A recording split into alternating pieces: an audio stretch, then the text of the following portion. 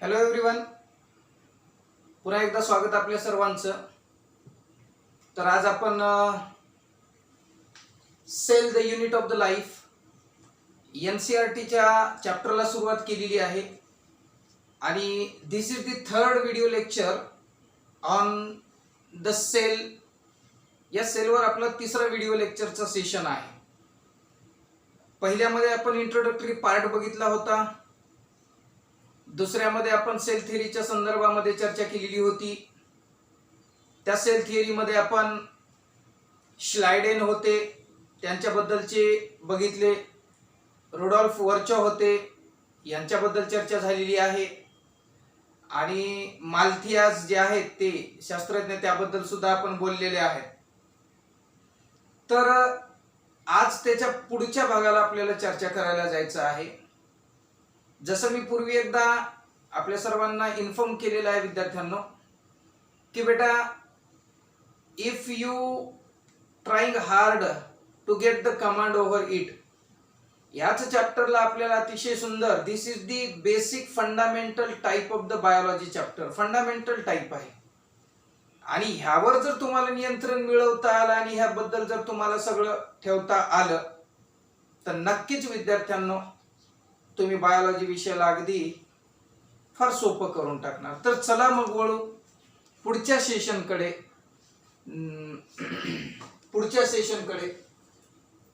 An overview of the cell. Overview of the cell. तर मग आता overview of the cell. तर चला मग डिटेल मध्ये ओव्हरव्ह्यूच्या संदर्भामध्ये आपण बोलू, त्याबद्दलची माहिती मिळवू. ओके बेटा, पहिल्यांदा ओनियन. ओनियन याने काय? कांदा. माहिती आहे ना सगळ्यांना? यस. ओनियन सेल, तो जो ओनियन सेल आहे, कांद्यामध्ये असणारी जी पेशी आहे ती टिपिकल प्लांट सेल आहे. टिपिकल प्लांट सेल माहिती आहे ना, कांद्याला प्लांट म्हणून आपण definitely we call onion as a plant. नक्कीच आहे तो.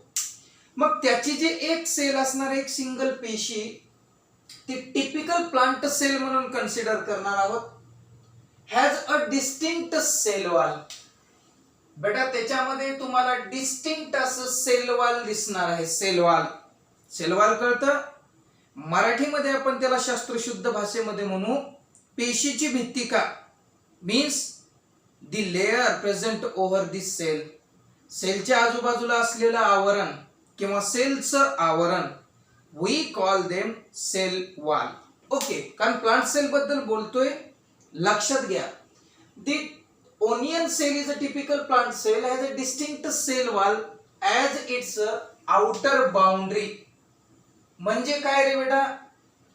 म्हणजे असं की ती जी प्लांट सेल आहे, जिचं नाव ओनियन सेल असे आपण म्हणू, तिला एक बाउंड्री आहे, म्हणजे एक सीमारेषा आहे, एक सीमा आहे. तिच्या बाहेर तिचं काहीच नाही. म्हणजे ती जी सीमा आहे त्याला आम्ही सेल वॉल असे कन्सिडर करणार आहोत. Cell wall. ओके बेटा, just within it is a cell membrane. बर, लक्षात घ्या, लक्षात घ्या, अतिशय महत्वाचा मुद्दा आहे हा. सेल वॉलच्या आतमध्ये again there is a membrane is present. त्याच्या आतमध्ये एक मेम्ब्रेन असणार आहे. सेल वॉलच्या आत आपण बोलतोय प्लांट सेल बद्दल. सेल वॉलच्या आत एक मेम्ब्रेन असणार आहे. त्या मेम्ब्रेनला आम्ही सेल मेम्ब्रेन, पेशी आवरण असे म्हणणार आहोत. पेशी भित्तिका वेगळी आणि पेशी आवरण वेगळं. तर पेशीचं आवरण जे आहे ते पेशी भित्तिकेच्या आत असणार आहे. ओके बेटा, पुढे जाऊ. The cell of the human cheek. Human cheek म्हणजे जनरली आपले जे गाल आहेत ना, त्या गालामधली जी सेल आहे, म्हणजे स्किन मधली जी सेल आहे, ती human cell have the outer membrane as the delimiting structure of the cell. त्या सेलचं जे आउटर मेम्ब्रेन असणार आहे, आउटर मेम्ब्रेन म्हणजे काय रे? बाहेरचं आवरण. गालामध्ये असणारी जी सेल असणार आहे, त्या सेलचं जे मेम्ब्रेन असणार आहे आउटर साइडचं, सगळ्यात बाहेरचं. आता आपण ह्युमन मध्ये आलोय. आपल्या गालाबद्दल आपल्याला माहिती आहे का? प्लांटला गाल नसतात ना, आपल्याला असतात ह्युमन बिईंगला. त्या गालातल्या सेल बद्दलची चर्चा चालू आहे. तर आउटर मेम्ब्रेन आहे त्या सेलला गालामधल्या, म्हणजे आपण आलो आता ॲनिमल मध्ये. पूर्वी ओनियन कोण होता? प्लांट होता. आता कोणाची चर्चा चालू आहे? तर आता चर्चा चालू आहे ह्युमन बिईंगची, म्हणजे ॲनिमलची. ओके बेटा, तर त्याच्यामध्ये outer membrane as the delimiting structure of the cell, delimit करतं. Delimit means there is a nothing beyond that membrane. त्या मेम्ब्रेनच्या पलीकडे सेलचं काहीच नाही. सेलला त्या मेम्ब्रेनने डिलिमिट केलेलं आहे. ओके बेटा, नेक्स्ट पुढे चाललोय आपण. Inside each cell dense membrane bound structure called nucleus is present. आता हे सर्वांनी बेटा 5th स्टँडर्ड पासून आपण शिकलेले आहोत. बऱ्याचशा विद्यार्थ्यांना वाटतं की मी अगोदरच्याही व्हिडिओ सेशन मध्ये बोललेला आहे. Most of the student think that की when they are admitted in the next class means 11th science, so they are expected that की आम्हाला काहीतरी वेगळं असेल. पण unfortunately for your kind information, आपण 8वीला 9वीला आणि 10वीला ह्या 3 वर्गांमध्ये जो काही बायोलॉजीचा अभ्यास केला, वनस्पतीशास्त्राचा, प्राणीशास्त्राचा, त्यातल्याच थोड्याशा डिटेलमध्ये जाऊन पुढील वर्गांमध्ये आपल्याला अभ्यास असणार आहे. म्हणजे introductory type of information definitely you have our you studied in the previous class. म्हणजे पूर्वीच्या वर्गांमध्ये आपण ह्याबद्दलचा अभ्यास केलेला असतो, नवीन काहीही नसतं. तर मग inside each cell dense membrane bound structure. Dense म्हणजे दाट असणार, जाड असणार. Membrane bound structure, membrane bound म्हणजे आवरण युक्त रचना. पेशीमध्ये आवरण युक्त एक रचना आहे, दाट अशी जाड अशी आवरण युक्त रचना आहे, आणि त्या रचनेला आम्ही म्हणतो न्यूक्लियस, ज्याला म्हणतो मराठीमध्ये केंद्रक. मीन्स काय झालं की हा जो आमचा केंद्रक आहे normally found in the centre of the cell, कुठल्याही पेशीच्या मध्यभागी केंद्रस्थानी असलेला, म्हणून तर त्याला केंद्रक म्हणतात. ओके, तो मेम्ब्रेन बाउंड असलेला म्हणजे आवरण युक्त अशा पद्धतीचा तो कोण आहे? तर आवरण युक्त अशा पद्धतीचा तो एक ऑर्गनेल आहे, किंवा आपण त्याला म्हणू एक स्ट्रक्चर आहे, रचना आहे. पुढे चलू. तो जो न्यूक्लियस बोलतो ना, तो न्यूक्लियस कंटेन द क्रोमोसोम. विद्यार्थ्यांना प्रश्न पडला की सर न्यूक्लियस मध्ये काय असतं? Nucleus contains the chromosome. क्रोमोसोमला मराठीमध्ये म्हणू गुणसूत्र असतात न्यूक्लियसच्या आत. ओके, पुढे जाऊ. The chromosome contain DNA. प्रश्न अजून एक, sir what did chromosome contain? क्रोमोसोमच्या मध्ये काय आहे गुणसूत्रांच्या? तर गुणसूत्रांच्या आत आहे डीएनए. आता डीएनए, सर डीएनए म्हणजे काय? तर डीएनए इज जेनेटिक मटेरियल, अनुवांशिक घटक. These genetic material normally responsible for transmission of the characteristics from one generation to the next generation.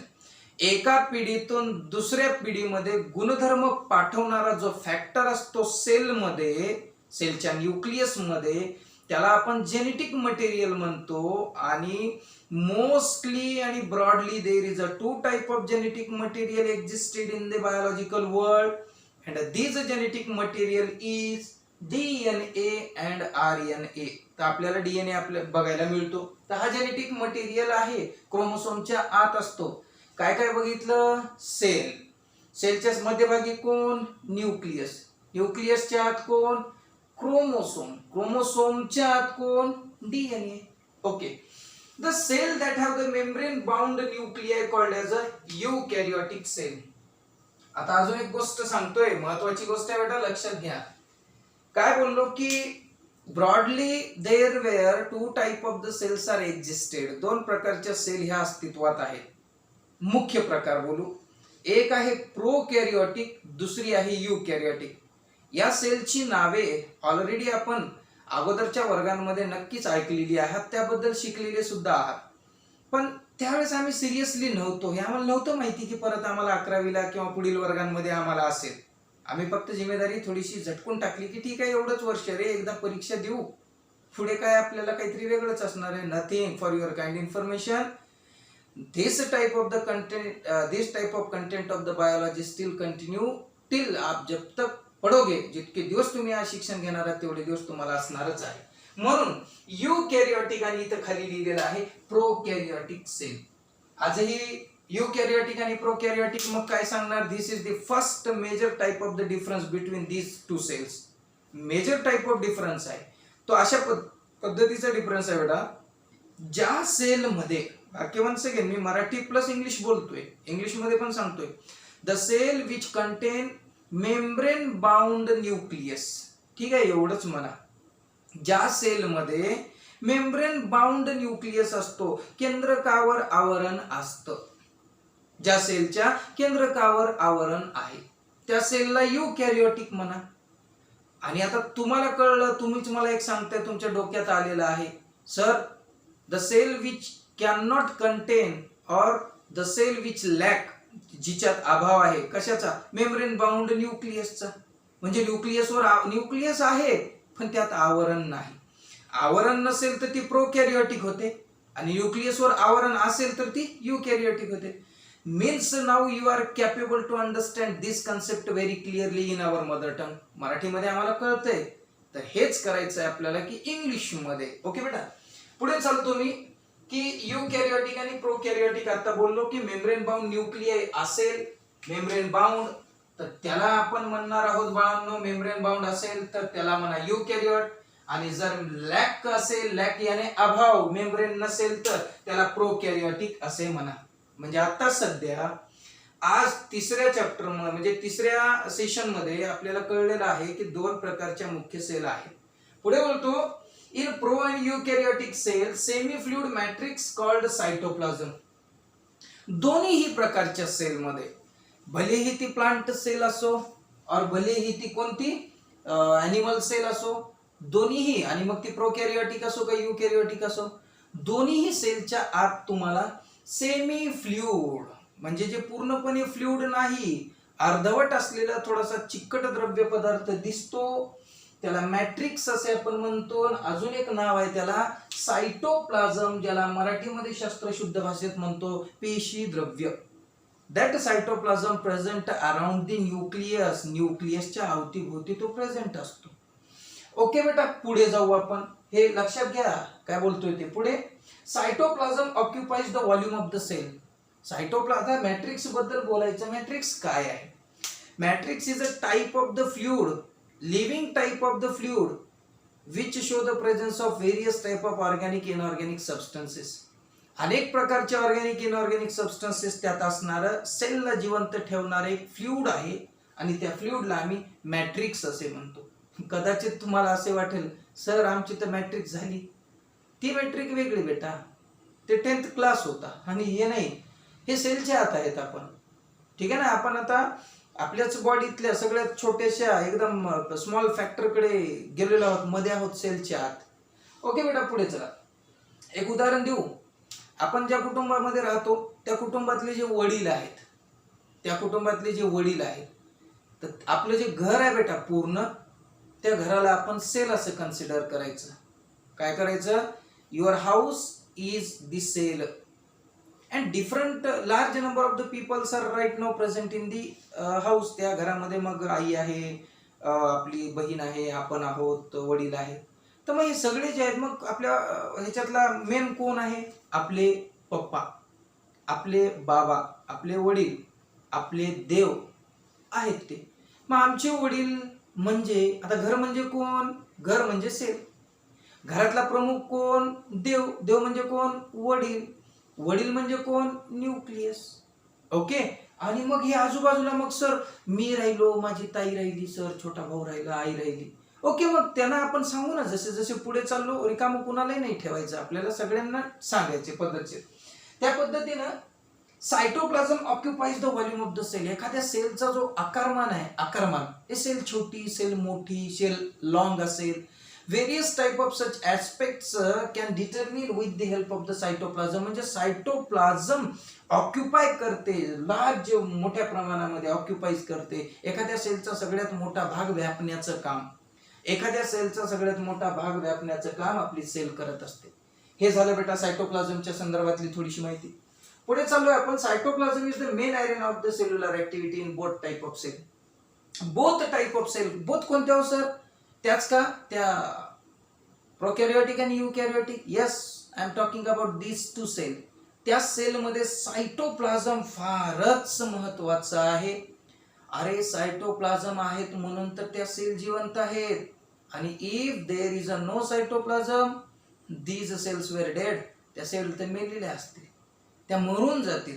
Okay, so that's why main arena of the cellular activity, याला आपण म्हणू main arena of the cellular activity आहे both type of the cell, दोन्ही प्रकारच्या सेलमध्ये.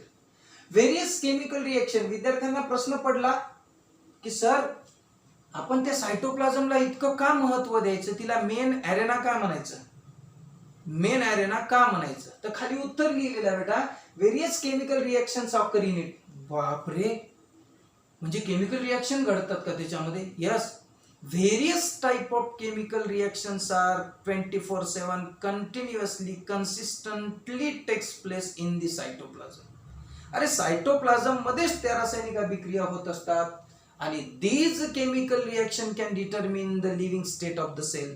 आणि बेटा ह्याच ज्या केमिकल रिएक्शन त्या सेलच्या सायटोप्लाझम मध्ये होतात, तेच सायटोप्लाझम किंवा त्याच केमिकल रिएक्शन ह्या सेलला जिवंत ठेवतात, which keep the cell in living state.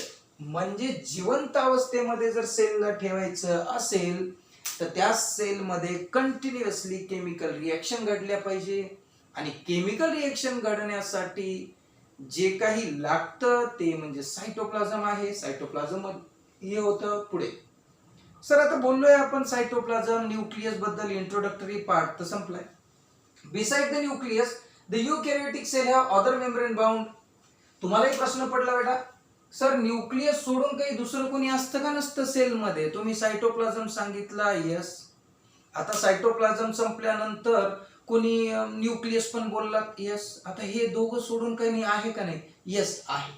तर other membrane bound distinct structure, other membrane bound, न्यूक्लियसला सोडून सुद्धा आवरण असणारे वेगवेगळ्या प्रकारचे डिस्टिंक्ट रचना आहेत, डिस्टिंक्ट स्ट्रक्चर आहेत. दीज स्ट्रक्चर्स आर मायक्रोस्कोपिक आहेत.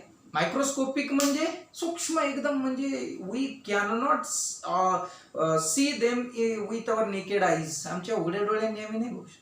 मायक्रोस्कोपिक आहेत. They perform very important type of the functions. अतिशय महत्वाचे फंक्शन्स करणाऱ्या छोट्याशा रचना सायटोप्लाझम मध्ये न्यूक्लियसच्या अवतीभोवती आहेत, आणि त्या रचनांना आम्ही म्हणतो ऑर्गेनिल्स. काय म्हणतो रे बेटा? ऑर्गेनिल. मग आपल्याला ऑर्गेनिलची काय डेफिनेशन सांगणार तुम्ही? काय सांगणार? The microscopic functional structure or distinct structure present in the cytoplasm around the nucleus is called as a organelle. मराठीमध्ये पेशी अंगके. सोपं आहे. पुढे चाललोय. सर काही एक्झाम्पल्स घ्या ना बेटा. एंडोप्लाझ्मिक रेटिक्युलम शिकलेले आहात, पूर्वीच्या 10th क्लासची बायो आय नो, मला माहिती आहे. एंडोप्लाझ्मिक रेटिक्युलम आहे, ज्याला आपण शॉर्ट मध्ये ER म्हणतो. आंतरद्रव्य जालिका मराठीमध्ये म्हणतो. गॉल्गीचे संकुल, ज्याला गॉल्गी कॉम्प्लेक्स असे म्हणतो. लायसोसोम म्हणतो. मायटोकॉन्ड्रिया म्हणतो. मायटोकॉन्ड्रिया आहेत. मायक्रो बॉडीज आहेत. व्हॅक्युअल्स आहेत, व्हॅक्युअल रिक्तिका म्हणू. मायक्रो बॉडीच्या सूक्ष्म रचना आहेत. मायटोकॉन्ड्रियाने तंतुकणिका आहे. क्लोरोप्लास्ट याने हरित लवक आहे. तर अशा पद्धतीनं भरपूर मोठ्या प्रमाणात membrane bound structures were present in the cytoplasm around the nucleus, and these are membrane bound. त्यामुळे आम्ही त्यांना म्हणणार आहोत विद्यार्थ्यांनो की ते कोण आहेत? तर मेम्ब्रेन बाउंड युकॅरियोटिक मधले ऑर्गेनिल्स आहेत. पुढे आता तुम्हाला आता प्रश्न पडला, तुम्ही म्हणताय की चव्हाण सर ते आपल्या युकॅरियोटिक सेल मध्ये मेम्ब्रेन बाउंड स्ट्रक्चर येतात, तसे प्रोकॅरियोटिक मध्ये असतात का? तर प्रोकॅरियोटिक सेल लॅक सच मेम्ब्रेन बाउंड ऑर्गेनेल. अरे प्रोकॅरियोटिक सेल मध्ये हे असे मेम्ब्रेन असणारे ऑर्गेनिल्स नसतात का? नसतात. ओके बेटा, पुढे the cell are the differs greatly in size, shape and activity. आता याबद्दल प्रोकॅरियोटिक सेल मध्ये ते नसतं तर काय असतं? रायबोसोमला कुठं आवरण आहे का? रायबोसोम ज्याला आपण प्रोटीन फॅक्टरी असे म्हणतो, आपण पुढील सेक्शन मध्ये शिकणार आहोत त्याबद्दल. तर याच्यामध्ये कुठं काय आहे, नाही त्याला आवरण वगैरे नाहीये, तर तसा तो इथं प्रेझेंट असतो. Okay, cell are differ greatly in the size, shape and activity. आपण सगळ्या सेलला एकसारख्याच साईजच्या आहेत असं म्हणतो का रे? नाहीत बाळांनो, ते एकसारख्या सेलच्या एकसारख्या साईजच्या कधीच नसतात. नंबर 2, शेप मध्ये त्या कधीच समान नाहीत, आणि बेटा त्यांच्या ऍक्टिव्हिटी मध्ये सुद्धा कधीच समान नसतात.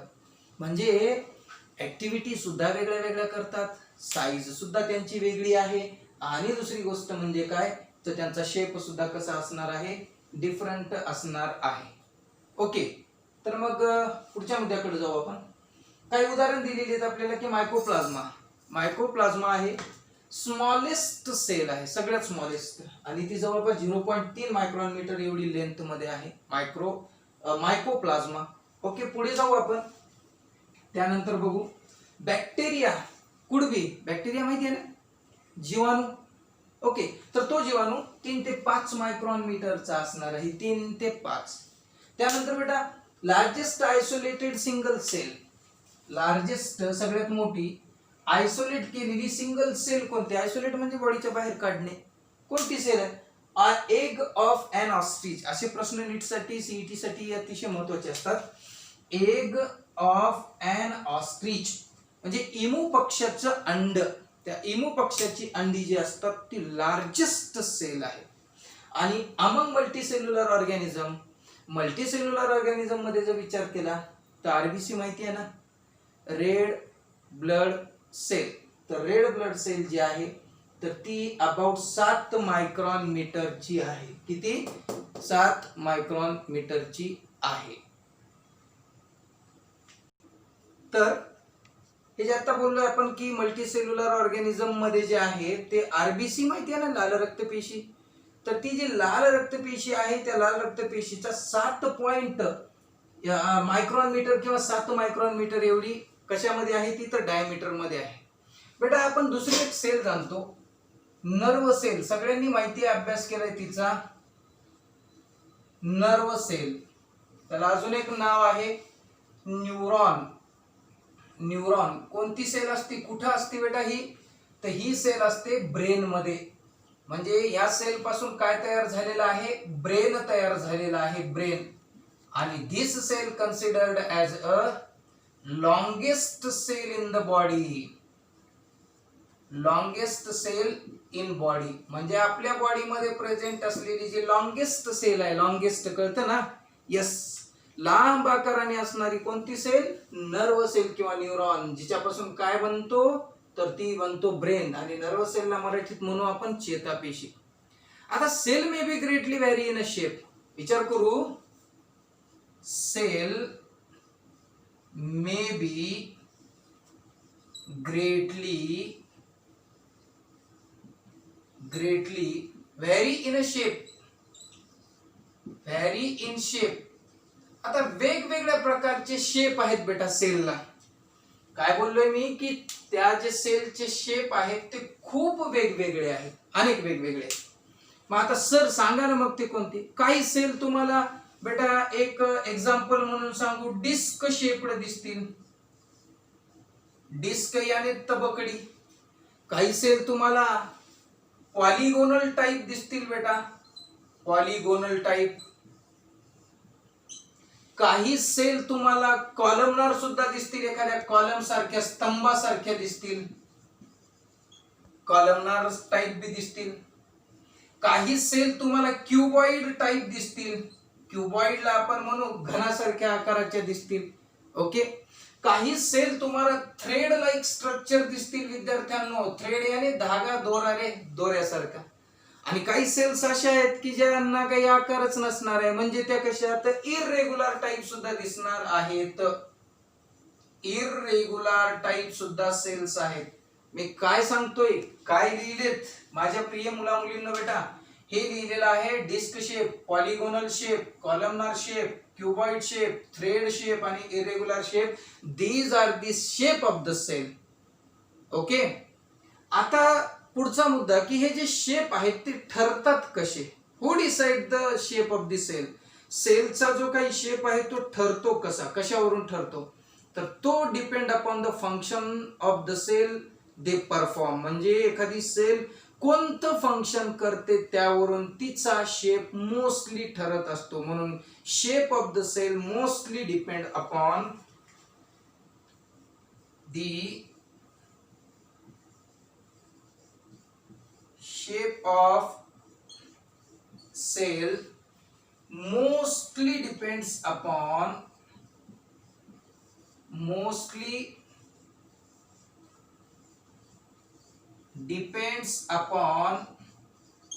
the function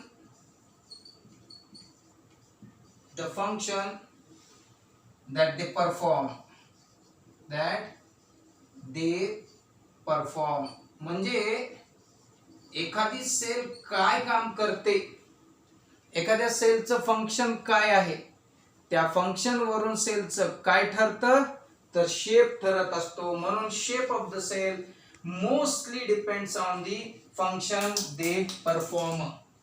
ठीक आहे विद्यार्थ्यांनो, आपल्या सगळ्यांना छान पद्धतीने